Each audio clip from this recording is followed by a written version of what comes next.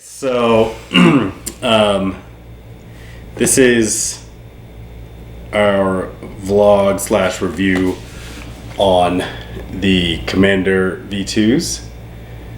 I had initially done this long vlog with my reactions and some DVR footage, and I didn't like the way it was coming together, so I figured I would just like pull Sorel in because he's used them a few times and just do it in one sitting.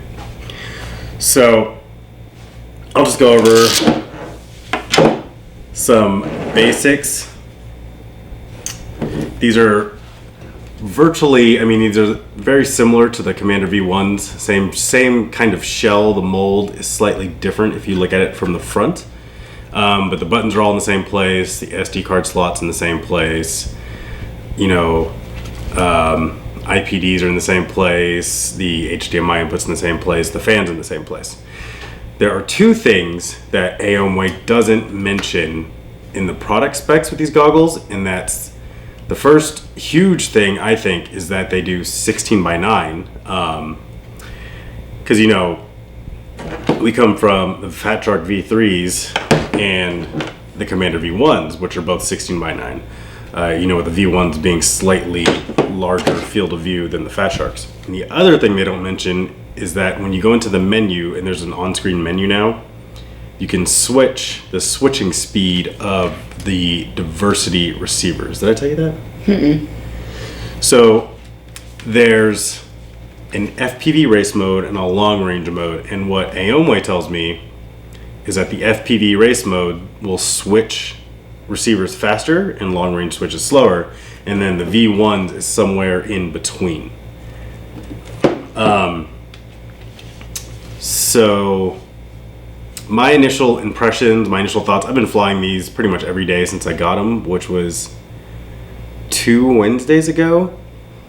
And basically my biggest impression is that I love the field of view in 16:9. And there's a guy on Reddit named D-Hawk that plotted out the difference when you crop down to 16:9. So in 4:3 they're 45 degree field of view, and when you crop it to 16:9 they're 41.6 degree field of view. So that's 10 degrees more than the Commander V1s. And so we've been flying them in 16:9, and with that large field of view, we love it. We tried them in 4:3 a few times, and we don't fly 4:3, so we tend to stick to 16:9. And basically, my thoughts, how do you feel about flying in 4:3? It's just, it makes everything feel like a little bit more loose. It doesn't feel as controllable as it would in 16:9. But that's probably something you can get used to, don't you think? Well, you could get used to everything, but it doesn't feel right when I feel that way. So if I got you a set of these goggles and you can switch, you would mostly stick to 16:9? Oh yeah, definitely. Why do you think? You probably never really thought about it. No, I haven't. It just, the 16:9 on those with the enormous field of view makes everything easier to see. And it's just, it feels like when I'm cheating when I'm flying. Like today I was switched from the AOMWAYs to the V2s. Okay, you're getting ahead of yourself. And it's, oh my gosh. So here are my thoughts on 16:9 versus 4:3. I don't think either one offers an advantage or a disadvantage. I think it's just how you want the video presented to your eyes. So as an example, if you rent a Blu-ray, you bring it home and you pop it in your Blu-ray player, do you want to watch it on a widescreen TV or an old 4:3 box TV? 16:9 is just kind of the standard, and it's what we're used to. So for me, it just kind of makes sense to fly in widescreen, keeping in mind that the image from the camera is going to be the same. If in 16:9 the ground is here and the horizon is here, it's going to be the same in 4:3. It's just presented differently, and I just prefer it to be presented in widescreen. you know, in Sorel's case, he's used to 16:9, so when he tries 4:3, it's just weird. I think we could both get used to 4:3, but it's like why? It's like, to me, 16:9 just looks nicer. So anyway, that's the main thing, is the field of view 16:9. It's wonderful. The picture looks great. It looks really similar to the Commander V1s. I mean, there's no like leaps and bounds that have been made here. They're not worse. They're not way better, but you know, it is a really crisp picture. And something else that I didn't really know is these lenses are actually made out of glass. So in these goggles, they're plastic. And then in the V2s, they upgraded the lenses to glass. And that basically just means that like the picture will be it'll be a little bit more clear, or it has the potential to be more clear. Are the V1s made out of plastic too? Yeah, they're plastic. Yeah, plastic. I mean, glass is just a better medium for viewing something. You know, these come with kind of the same things that the V1s came with. It comes with an Omni antenna and a nice 8 dB patch antenna that works pretty well. And it comes with that power adapter cable that loops around to the back. I don't use that. So what I do for our goggles is I put a piece of hook and loop on the top, and then I have Velcro on the bottom of the battery. And then we just Velcro it to the top. And that's just handy. It makes it a little harder to turn the fan on though. Well, you just have to reach under and push the button. Would you rather have the battery in the back of the head strap? No. Aren't you supposed to be in bed? Yeah, I'm gonna eat. Now you're hungry? Yeah. What are you gonna eat? Hamburgers. Okay. That's my 16-year-old just came out of bed, decided he's gonna eat some frozen hamburgers. But anyway.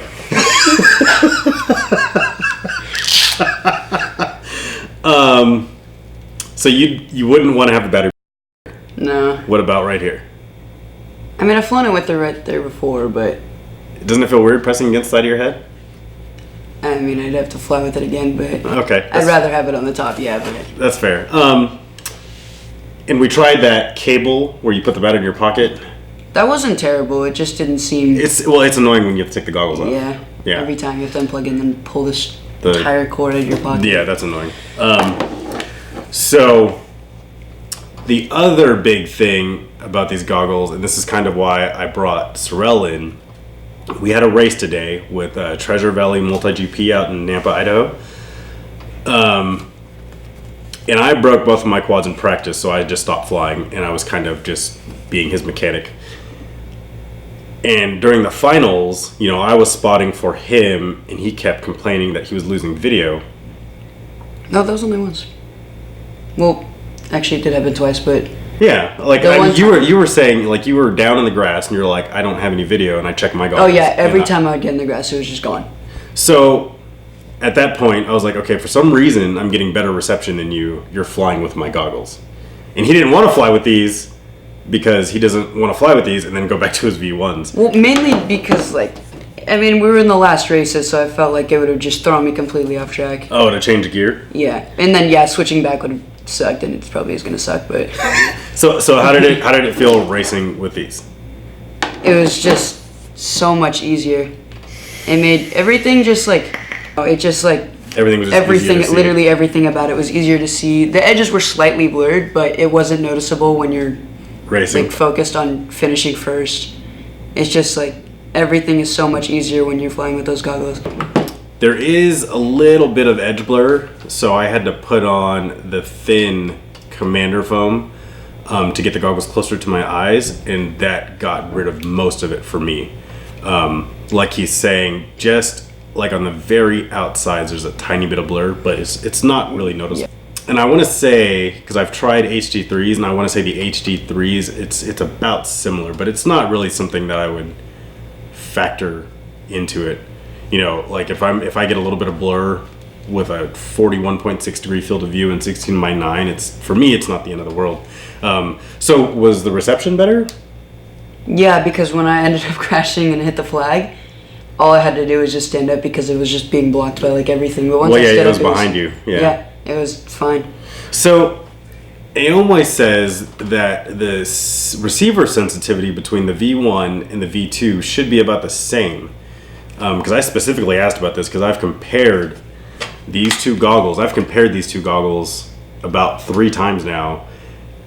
And one time it was inconclusive, but the first time it was like the V2s were the clear winner.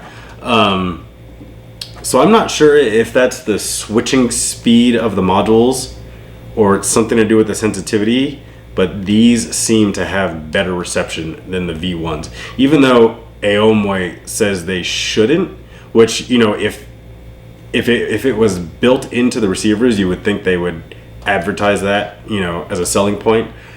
But for some reason, the V2s in certain situations have much better reception, just like killer reception, which is weird because the V1s are already really good. Yeah, like we've used these at nationals, at indoor races. When you went and raced in Seattle at GE2, how was your video? Did you use the GE2? receiver in the goggles? There was a couple times where I was switching back and forth, but when the ground stations were down and I was just using those, it was fine. Crystal clear. And this is an indoor race at a gaming event with tons of Wi-Fi. You know, worst possible scenario. So yeah, to sum it up, $440. Very similar to the V1s, aside from the really large field of view, switchable between 4x3, 16x9. You know, I go on and on about 16x9 and how I'm such a fan of 16x9. But if you like 4x3, you have options. You can use either.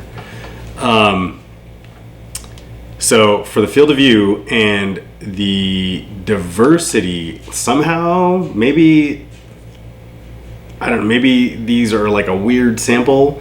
Somehow the receiver sensitivity and or, you know, diversity switching is way better.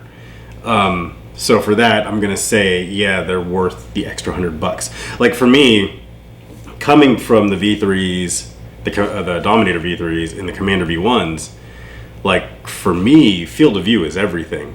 Because, you know, we've been used to flying with small field of view because we prefer 16x9. If you've been flying HD3s, you're like, no kidding. But for us, having a goggle that's 16x9 with a massive field of view is like, it's a total game changer. When you turn the fan on now, there's like a beep. Oh yeah, I like that way more.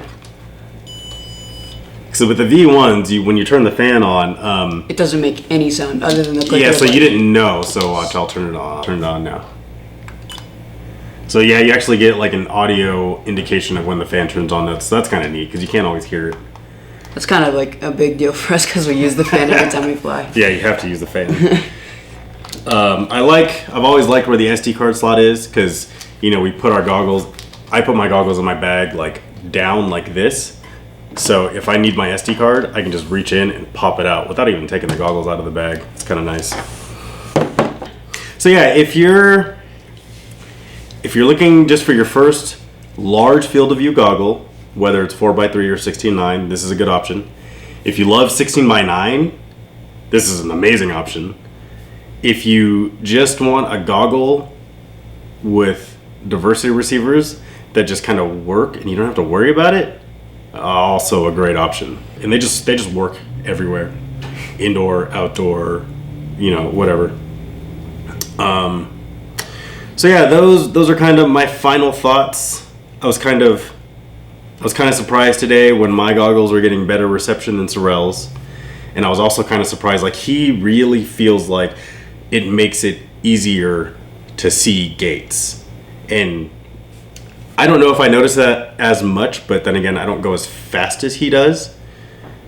You also don't like switch between them as often as I do. The goggles? Mm-hmm. Or I have been because I've been like comparing them. I guess I haven't been during practice. I've just been doing it during like free flying. So maybe.